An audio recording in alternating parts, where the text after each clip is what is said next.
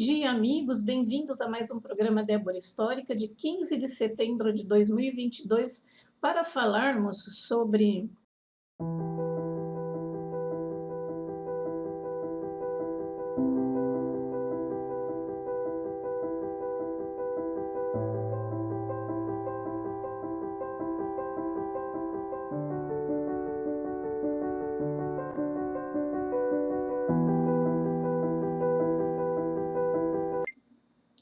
Não esquecendo que nas terças-feiras temos as entrevistas sobre diversos assuntos também ligados ao programa Débora Histórica e a projetos. Nas próximas terças-feiras, a partir do dia 6, eu publiquei já eu sendo entrevistada por você. Participe, mande suas perguntas nas redes sociais e elas estarão nos próximos vídeos.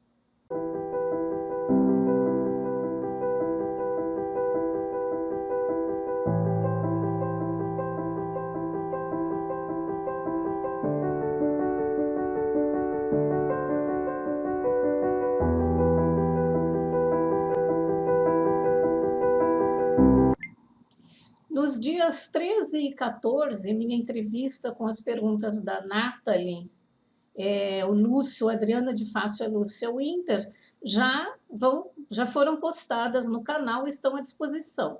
A próxima, com as perguntas, eu ainda não sei, eu ainda não vi. Então, eu espero que vocês assistam. Nós voltamos já após a apresentação da Débora Rodrigues, Produções Artísticas.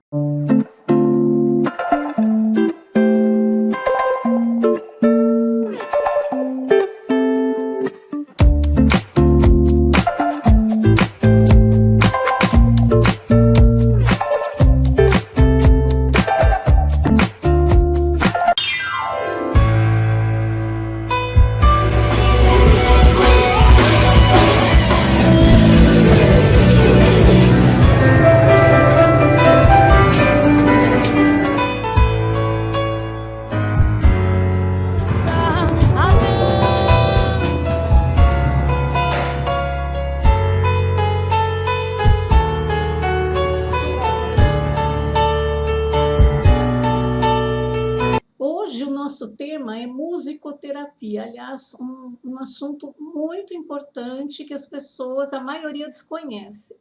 Então, a musicoterapia é uma prática com música no contexto clínico de tratamento, reabilitação ou prevenção de saúde e bem-estar. Decorre num processo sistemático ao longo do tempo, efetuado em um musicoterapeuta, que é um profissional qualificado, e uma pessoa ou um grupo. Para recorrer à musicoterapia, não é necessária formação ou treino musical. A musicoterapeuta aplica técnicas com base em evidências científicas para atender às necessidades tanto físicas, emocionais, mentais ou sociais e desenvolver funções inerentes à musicalidade da pessoa ou do grupo, como o relacionamento, a mobilização, o relaxamento, a expressão, a organização e a aprendizagem para promover qualidade de vida, a qualidade melhor de vida, né?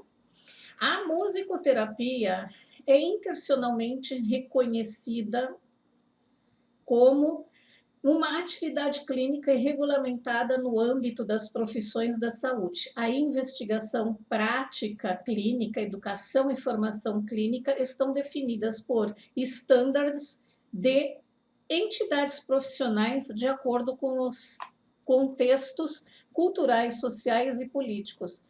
Atualmente, existe um sistema de certificação com emissão de licença profissional para musicoterapeutas do Reino Unido, na Noruega, na Austrália e nos Estados Unidos. Os contextos da intervenção. A musicoterapia é instruída para qualquer etapa do ciclo da vida em contextos privados e institucionais. A musicoterapia de nível primário é a principal ou única terapia designada para a pessoa ou para o grupo, normalmente a família. Estas sessões particulares decorrem num consultório ou no domicílio. A musicoterapia em instituições trabalha com as equipes multidisciplinares em colaboração com outros técnicos, os médicos, enfermeiros, psicólogos, fonoaudiólogos, terapeutas ocupacionais, fisioterapeutas e educadores. Os objetivos terapêuticos variam consoante os problemas a trabalhar. Recentemente, uma das maiores aplicações de sucesso reconhecido na musicoterapia tem sido o tratamento da dor crônica e estresse pós-traumático. No contexto hospitalar, as intervenções musicoterapêuticas realizadas em hospitais, maternidades e centros de saúde atuam em complementaridade com a reabilitação física e com a equipe multidisciplinares. Decorrem de duas formas distintas: consultas externas ou internamentos. Os utentes deste contexto recorrem ao musicoterapeuta para a gestão de dor, reabilitação da motricidade, cuidados paliativos e apoio emocional. Há intervenções que se dedicam especificamente à gravidez e ao parto, à pré-natalidade e à perinatalidade. Bebês prematuros. Bebês prematuros são aqueles cujo período gestacional foi de 37 semanas ou menos. Eles estão sujeitos ao risco de numerosos problemas de saúde, como padrões anormais de respiração, baixo índice de gordura e de tecido muscular corporal, além de problemas de alimentação. A coordenação para sugar e respirar não é plenamente desenvolvida, tornando a alimentação um desafio. A melhora dos bebês prematuros, quando eles saem da unidade intensiva de cuidado neonatal, está diretamente relacionada com os estímulos que eles receberam, como, por exemplo, a musicoterapia. A musicoterapia nas unidades intensivas de cuidado neonatal utiliza basicamente 5 técnicas. Música gravada ou ao vivo é efetiva em promover a regularidade respiratória e os níveis de saturação de oxigênio, além de diminuir os sinais de angústia neonatal. Como os bebês prematuros têm sentidos ainda imaturos, a música é sempre tocada em um ambiente calmo e controlado, tanto com base em som gravado, quanto com base em vocalizações ao vivo, embora esta última modalidade tenha mostrado ser mais efetiva. A música ao vivo também reduz as respostas fisiológicas dos pais.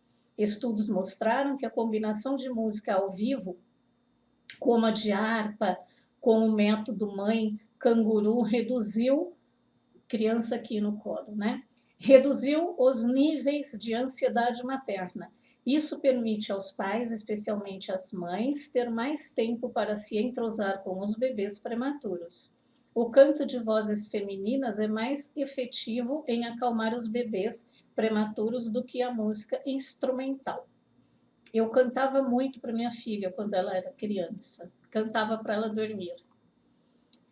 Promoção do saudável reflexo de sucção. Usando uma chupeta equipada com um circuito integrado que ativa um leitor de CD fora da incubadora neonatal, os musicoterapeutas podem promover um reflexo de sucção mais poderoso ao mesmo tempo em que aliviam a percepção de dor do bebê. O gato box, que é esta figura que está aí, é um pequeno instrumento retangular que estimula o som de batida do coração pré-natal de uma maneira suave e rítmica e que também é efetivo em auxiliar o comportamento de sucção. O musicoterapeuta usa seus dedos para bater no tambor, ao invés de usar o martelo. O ritmo estimula o movimento do bebê ao se alimentar, bem como saudáveis padrões de sucção. Isso ajuda o bebê a desenvolver a saudável coordenação entre as ações de sugar e respirar, auxiliando no seu ganho de peso. Quando essa técnica é efetiva, os bebês podem sair mais cedo do hospital. A música e estimulação multimodal. Combinando-se música e estimulação multimodal, os bebês podem sair mais cedo da unidade intensiva de cuidado neonatal do que aqueles que não receberam a terapia. A estimulação multimodal inclui a aplicação de estímulos táteis, vestibulares, auditivos e visuais que auxiliam o desenvolvimento do bebê prematuro. A combinação de música e estimulação multimodal ajuda os bebês prematuros a dormir e a conservar a energia vital necessária para se ganhar peso mais rapidamente. Estudos mostram que as meninas respondem mais positivamente aos estímulos multimodais do que os meninos. A voz é muito usada pelos pais para se entrosar com os bebês, mas existem outros meios, como o disco do oceano, que é essa figura aí, que é um instrumento circular que imita os sons fluidos do útero, e o gato box.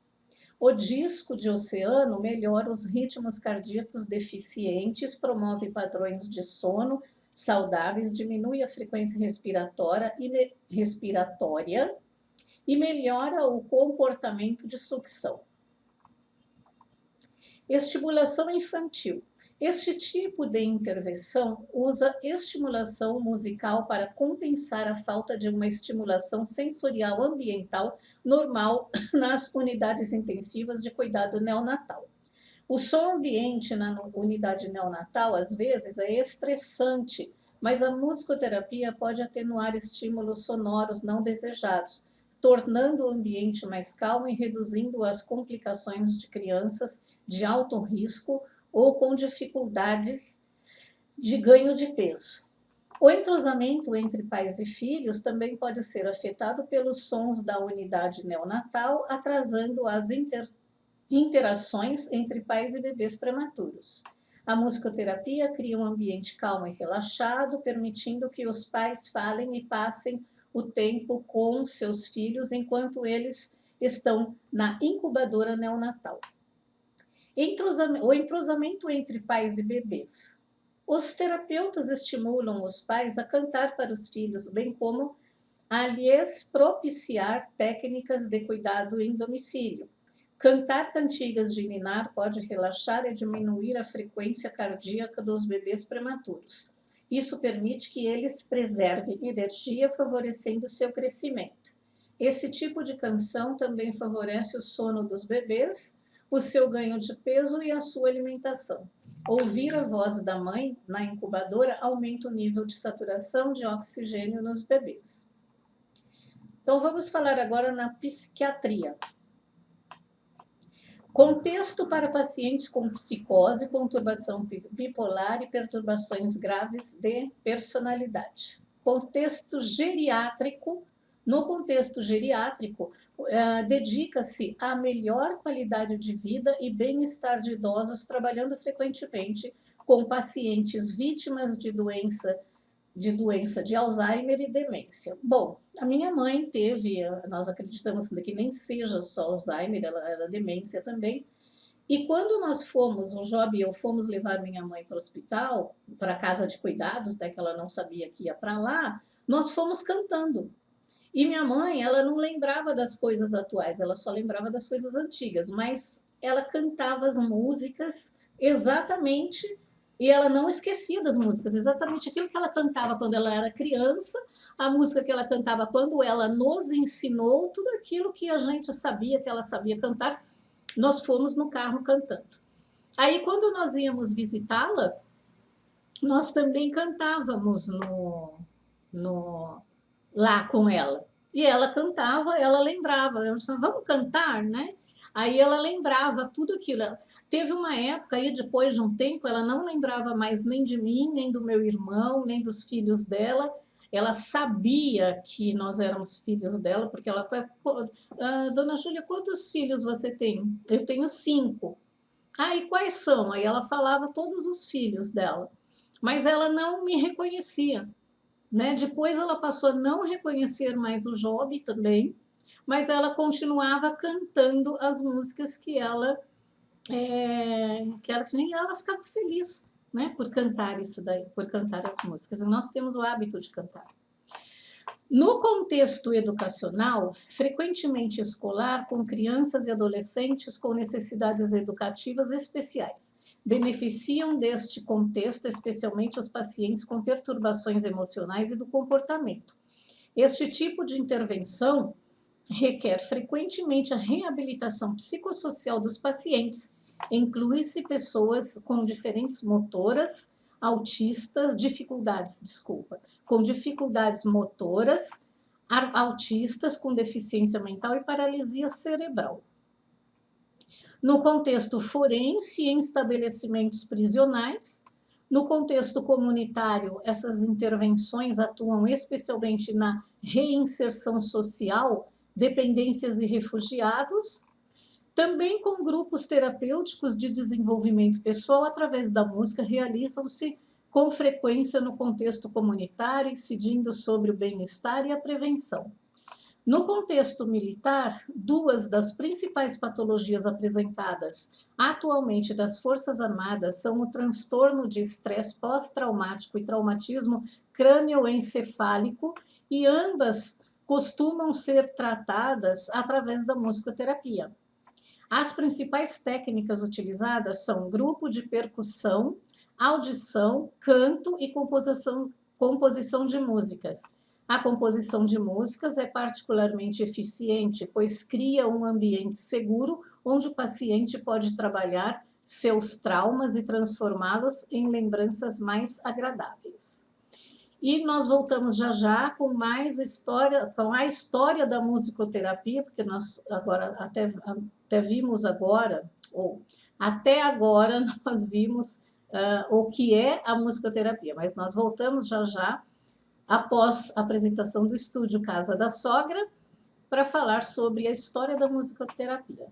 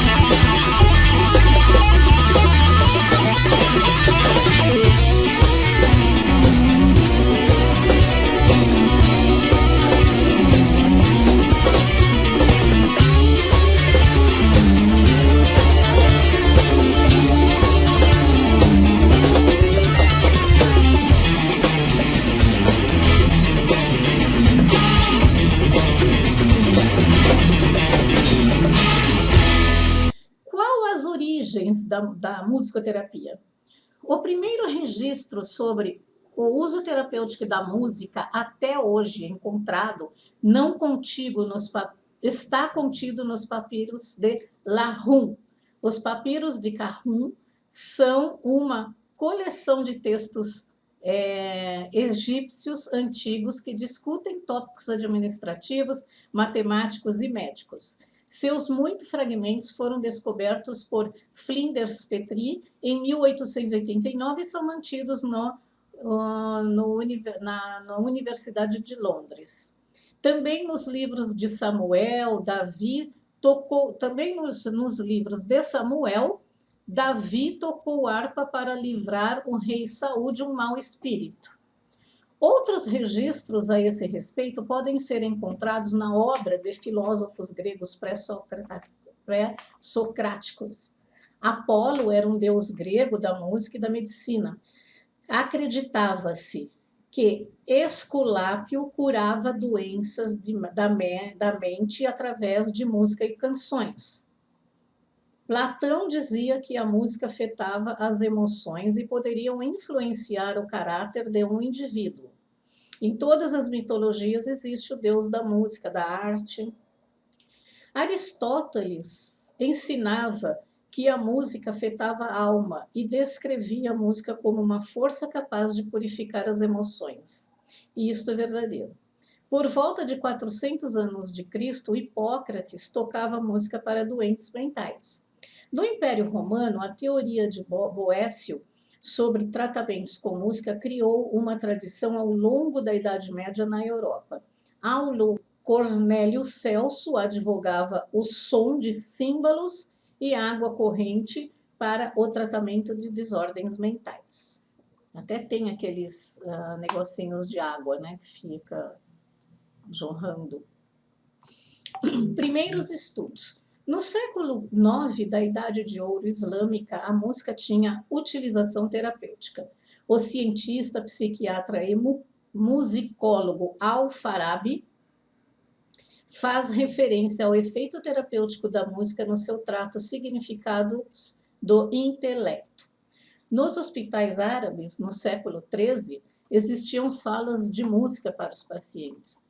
No século XII, Robert Burton escreveu no seu clássico trabalho A Anatomia da Melancolia que música e dança eram fundamentais no tratamento de doenças mentais, especialmente melancolia. Concordo plenamente. Com a discussão dos efeitos médicos da música em termos de colocar corpo e alma em harmonia, surgiram trabalhos como a Musurgia Universalis, de Athanasius Kircher, de 1650, o Disputa sobre o efeito da música no homem, de Michael Ernest Miller, de 1714, e o Veritophili, de Frederic Erhard Nijitan, de 1717. Ainda tendiam a discutir os efeitos médicos da música em termos de colocar o corpo e a alma em harmonia. Nos estudos neurológicos, com o aumento do conhecimento sobre o sistema nervoso a partir de meados do século XVIII, surgiram trabalhos como Reflexões de Música Antiga e Moderna, de Richard Brocklesby, de 1749, o Memórias da Academia Francesa de Ciências, de 1737, e o Conexão da Música com a Medicina, de Ernest Anton Nicolai, de 1745, enfatizavam o poder da música sobre os nervos. Depois de 1800, os livros sobre musicoterapia passaram a se basear no sistema brunoniano de medicina, argumentando que a estimulação dos nervos pela música poderia ajudar a melhorar a saúde. Por exemplo, o livro O Doutor Musical, de 1807, de Peter Lichtental, era explicitamente brunoniano. Lichtental, um músico, compositor e médico em ligações com a família de Mozart, falava de doses de música que poderiam ser determinadas por alguém que conhecesse a escala brunoniana. Eu fui verificar a escala brunoniana aqui para mostrar para vocês, mas são várias escalas que tem. Então eu resolvi não mostrar. Estudos etnográficos. A música está presente em todas as culturas do mundo. O efeito da música sobre o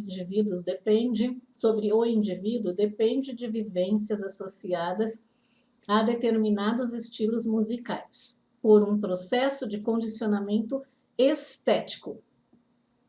Nas culturas asiáticas, a utilização terapêutica da música pode ser associada a outras técnicas como relaxamento progressivo, treinamento autógeno, reiki, yoga ou acupuntura. Apesar de haver um subentendido consenso sobre os benefícios da música clássica ou música psicodélica eletrônica de sons contínuos, ou no caso de acupuntura e yoga, música da Índia e música da China associadas à meditação. Por outro lado, os musicoterapeutas, na sua formação, estudam os efeitos dos ritmos repetidos, associação de ritmos ao transe e êxtase místico, e ou o seu efeito sobre as emoções humanas, conhecimento e relativamente bem conhecido, por exemplo, como produtores da música de filmes, músicas de suspense, ação, sensualidade, etc. Então, existem compositores que só fazem composições para filmes, trilhas sonoras, que eu adoro, né? E peças teatrais, incluindo a ópera. Em África, a música é vista de uma forma particular. Na maioria das culturas do mundo, a música é tradicionalmente vista como entretenimento, enquanto que, em muitas culturas africanas, a música é utilizada para recontar histórias, celebrar eventos da vida ou enviar mensagens. Na Índia, as raízes da musicoterapia podem ser encontradas na mitologia hindu, nos textos védicos e em tradições locais. É bem possível que a musicoterapia tenha sido usada por centenas de anos na cultura indiana. Suvana Nalapati estudou a musicoterapia no contexto indiano.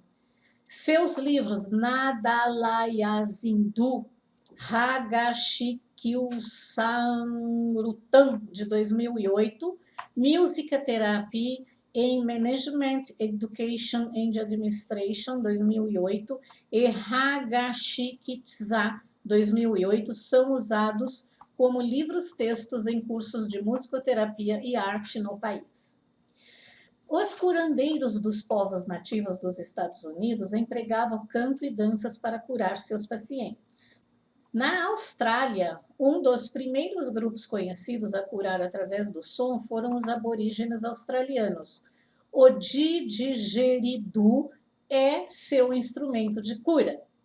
Essa figura que vocês estão vendo aí é como o músico australiano David Hudson ou David Hudson tocando Nick Nana no concerto Tribute do compositor Yanni, que, aliás, eu amo de paixão. E vale muito a pena assistirem essa música, o link está na descrição do programa. Pelo menos 40 mil anos, o didgeridoo foi usado para ajudar a curar ossos quebrados, rompimento de músculos e doenças de todo tipo.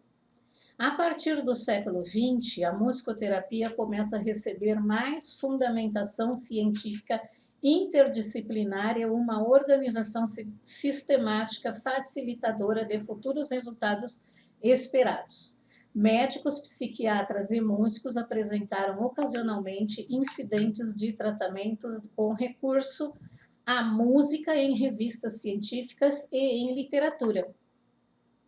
Em 1903, Eva Vaselius funda a National Medical Association of New York e publica Music and Health, com instruções para o tratamento de febre, insônia e outras doenças com a ajuda da música.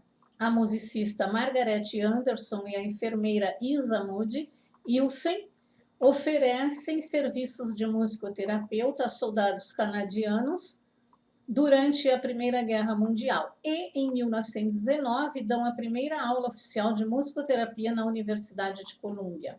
Musicoterapia moderna.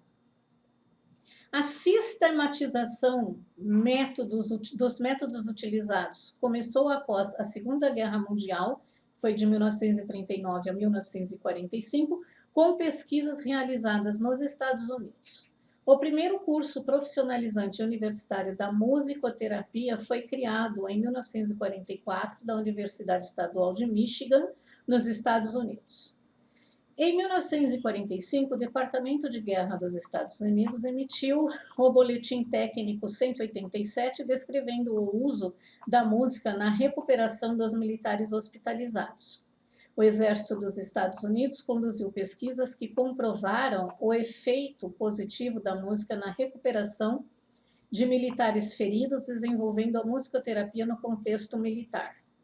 Por volta dos anos de 1950 e 1960, aparecem os modelos pioneiros da musicoterapia.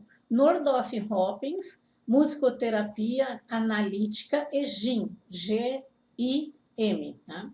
O modelo Dornoff-Robbins, que surge da parceria entre Paul Nordoff e Clive Robbins, que inicialmente estabeleceram um programa com música em unidades de cuidado nos departamentos de crianças autistas e psiquiatria infantil no Reino Unido e posteriormente nos Estados Unidos. O seu sucesso com as crianças autistas na Universidade da Pensilvânia resultou na investigação de 5 anos, Music Therapy Project of Psychotic Children Under 7 and at the Daycare Unit, com publicação, estágios e tratamentos. Eu acredito que todos tenham entendido o que eu falei aqui, né? Em 1985, a World Federation of Music Therapy foi formalmente estabelecida em Gênova, na Itália. Foi fundada por Rolando Benezon, da Argentina, Giovanni Amucci, da Itália, Jacques Jost, da França, Barbara Hesser, dos Estados Unidos, Amélia Oldfield, do Reino Unido, Ruth Bright, da Austrália, Heinz Otto Moll, da Alemanha, Rafael Collon, de Porto Rico, Clementina Nastari, do Brasil, e Tadeusz Natanzon, da Polônia, para promover globalmente a profissão. O processo da musicoterapia pode se desenvolver de acordo com vários métodos. Alguns são receptivos, quando o musicoterapeuta toca música para paciente. Este tipo de sessão normalmente se limita a pacientes com grandes dificuldades motoras ou em apenas uma parte do tratamento com objetivos específicos. Na maior parte dos casos, a musicoterapia é ativa, ou seja, o próprio paciente toca os instrumentos musicais, canta, dança ou realiza outras atividades junto com a terapeuta. A forma como o musicoterapeuta interage com os pacientes depende dos objetivos do trabalho e dos métodos que ele utiliza.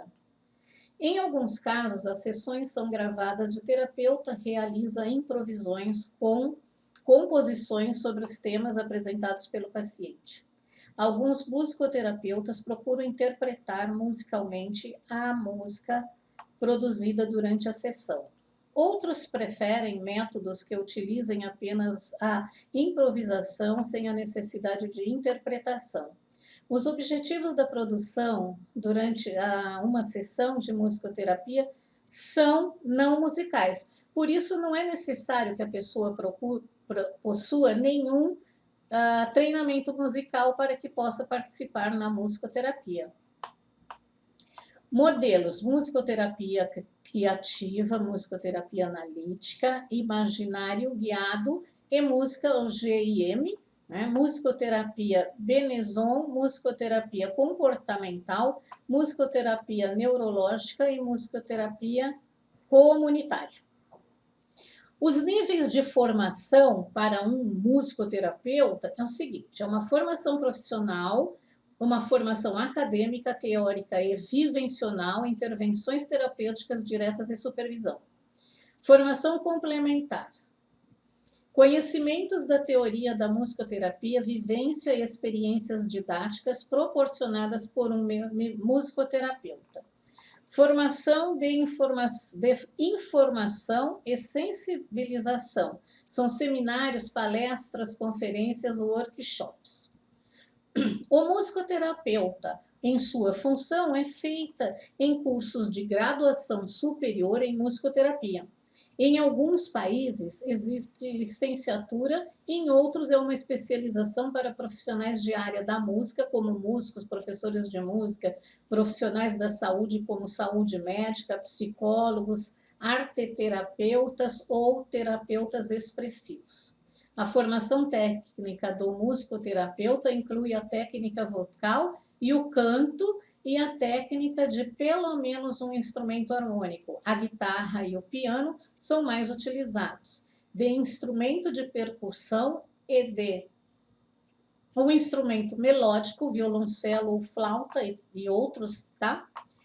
A formação teórica do musicoterapeuta baseia-se na teoria da musicoterapia, na teoria musical, na filosofia, na psicologia, na neurologia e na fisiologia. O musicoterapeuta tem frequentemente conhecimento da educação musical, como o método Orff ou o método Kodály. Noções de expressão artística, expressão corporal, dança e técnicas grupais. O Dia do Musicoterapeuta é comemorado no Brasil em 15 de setembro, hoje, Na Europa, celebra-se a 15 de novembro, o Dia do Europeu da Musicoterapia. Em Portugal, o musicoterapeuta, certificado pela via regular, deverá ter um grau de mestre em musicoterapia e pelo menos 2 anos de musicoterapia individual. E nós voltamos já já, após a apresentação do ateliê Marlene Olim, para falarmos sobre a musicoterapia no mundo.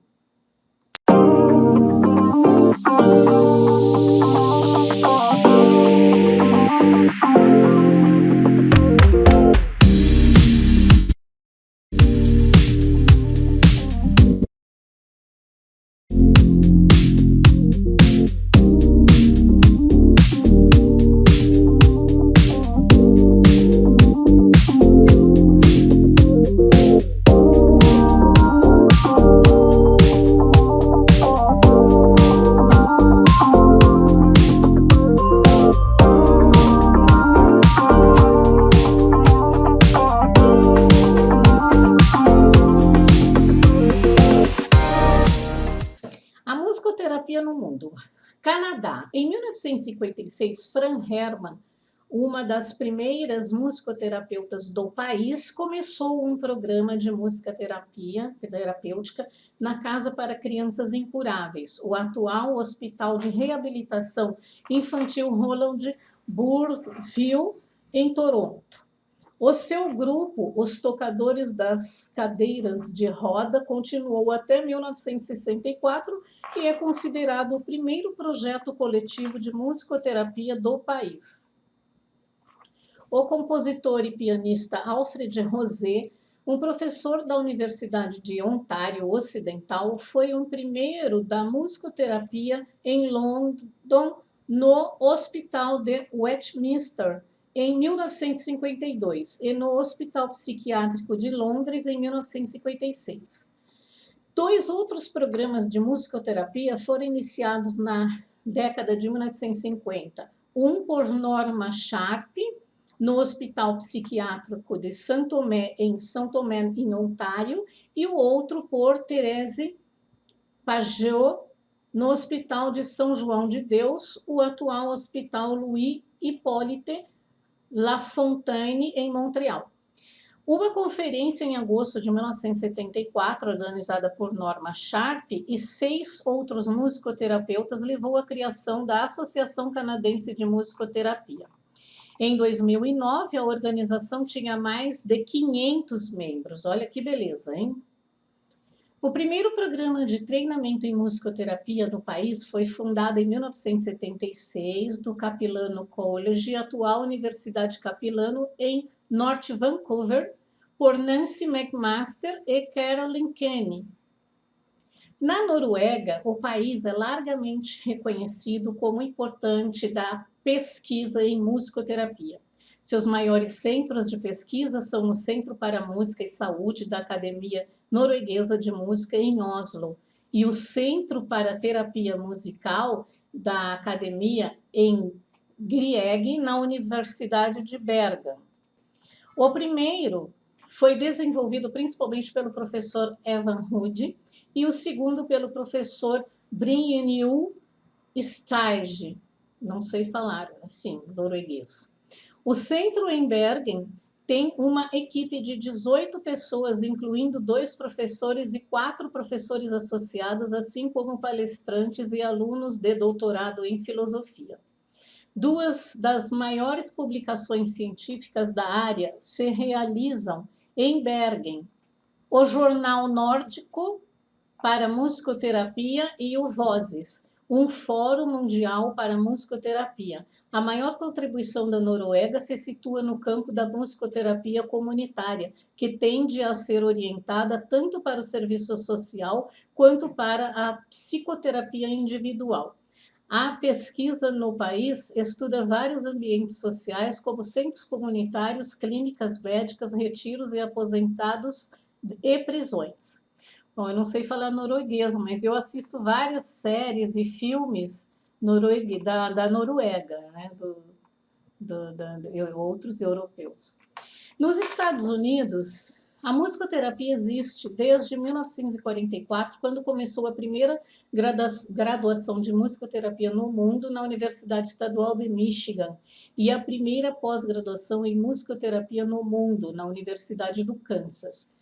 A Associação Estadunidense de Musicoterapia foi fundada em 1988 através da fusão da Associação Nacional de Musicoterapia, fundada em 1950, e da Associação Estadunidense de Musicoterapia, fundada em 1971. Várias outras organizações nacionais existem também, como o Instituto de Música e Função Neurológica, o Centro Nordhoff-Robbins de Musicoterapia e a Associação de Música e Imagem. Os musicoterapeutas estadunidenses aplicam ideias de diferentes disciplinas, como linguagem, fisioterapia, medicina, enfermagem e educação. Os musicoterapeutas estadunidenses podem obter um título de graduação, mestrado ou doutorado. Eles geralmente adicionam às técnicas de musicoterapia, técnicas de psicoterapia ou reabilitação, dependendo das necessidades do paciente. O título de musicoterapeuta requer proficiência em violão, piano, voz, teoria musical, história da música. Na África, o primeiro programa de musicoterapia africano abriu em 1999, em Pretória, na África do Sul. A investigação revelou que na Tanzânia, os pacientes podem receber cuidados paliativos para doenças que ameaçavam a vida logo após o diagnóstico. Isso contrasta com o que acontece em muitos países ocidentais, onde se reservam os cuidados paliativos para pacientes com doenças incuráveis. No Líbano, em 2006, Hamda Farah introduziu a musicoterapia no Líbano. No Reino Unido, a música ao vivo já foi usada nos hospitais britânicos após 2 guerras mundiais como parte do tratamento de recuperação dos soldados.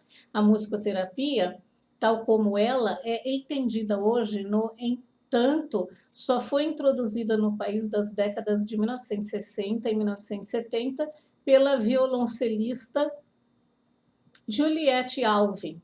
Mary Priestley, uma estudante de Juliette, criou a musicoterapia analítica. A abordagem Nordhoff-Robbins para a musicoterapia surgiu a partir do trabalho de Paul Nordhoff e Clive Robbins, como eu falei lá em cima, né? Nas décadas de 1950 e 1960. Existem programas de mestrado em musicoterapia em Manchester, Bristol, Cambridge, Sul de Gales, Edimburgo e Londres. A profissão é representada pela Associação Britânica de Musicoterapia. Em 2002, o Congresso Mundial de Musicoterapia, organizado pela Federação Mundial de Musicoterapia, foi realizado em Oxford com o tema Diálogo e Debate. Em novembro de 2006, o Dr. Michael J. Crawford e seus colegas comprovaram que a musicoterapia auxilia no tratamento de esquizofrênico, e a musicoterapia não tem dúvida que é um dos melhores tratamentos. Esta matéria foi tirada integralmente da wikipedia.org, wiki/musicoterapia.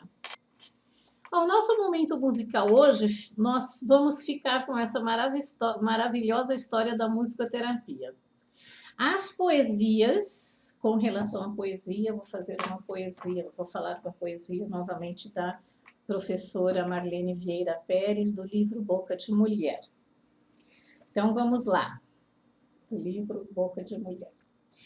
A gota, prenúncio de uma grande tempestade, terra vermelha nos olhos, pedra nos pés, vermes no caminho, gelo nas palavras, um vácuo de úlcera no silêncio expande a distância, a Ásia do dique bloqueando as gargantas. A saliva ácida cospe calada, a lava das bocas nas caras em leves, a flor e a consciência. O poeta dorme no pesadelo, arde, pinga no meio, se vê pintado, acordado. À margem, numa folha caída, a multidão vaza. A flor, refletida, pisada numa poça, sem palavras. O poeta volta em cacos a dormir, arder, pingar, acordar como uma besta, para morrer afogado num punhado de terra-gelo, anunciado numa grande tempestade em copo d'água a sua palavra. Parabéns, professora Marlene. Editora Insular 2020, insular.com.br, o telefone para quem quiser é 48-DDD 3334-2729, editora@insular.com.br. Agora nós vamos para a nossa agenda cultural. Assista a Laio Santos TV todos os dias às 21h30, a melhor resenha do torcedor santista no YouTube, o canal do torcedor, a estrela é você. Inscreva-se e participe, o link está na descrição do programa. E no dia 8 de setembro eu participei do programa Laio Santos TV com muita honra, né? Conheci as pessoas lá. Fiquei muito feliz por essa participação. Eu conheci o Adriano Laio, eu já conheci o Werneck, que participa, e conheci o Alê, e outras perguntas que foram feitas, então a participação foi muito gostosa. E o link da participação, o link onde eu participo, está também na descrição do programa. Quem quiser dar uma olhada, por favor, olhe, dê um joinha lá para nós, tá ok? No dia 17 de setembro, faço uma viagem no tempo com o Ilho de Oliveira, ex-vocalista da banda Rádio Táxi na CASASP, que é na Rua Tenente Rocha, número 387, em Santana, das 21 às 3. O ingresso é 9911-59582 ou 99204-3417. Um beijo para você, Willy. Nós temos também, no dia 17, um workshop com a Mari Cadet. As inscrições estão abertas, vai ser na Rua Piauí 304, Higienópolis, tá? Esse workshop chama-se Impressão e Expressão no Canto. No dia 17 vai ser das 14 às 16 horas e o telefone para contato é 95139 4238, vocês podem marcar, inclusive é com ela mesmo. E nós encerramos o programa de hoje. Eu desejo a todos um bom final de semana iluminado.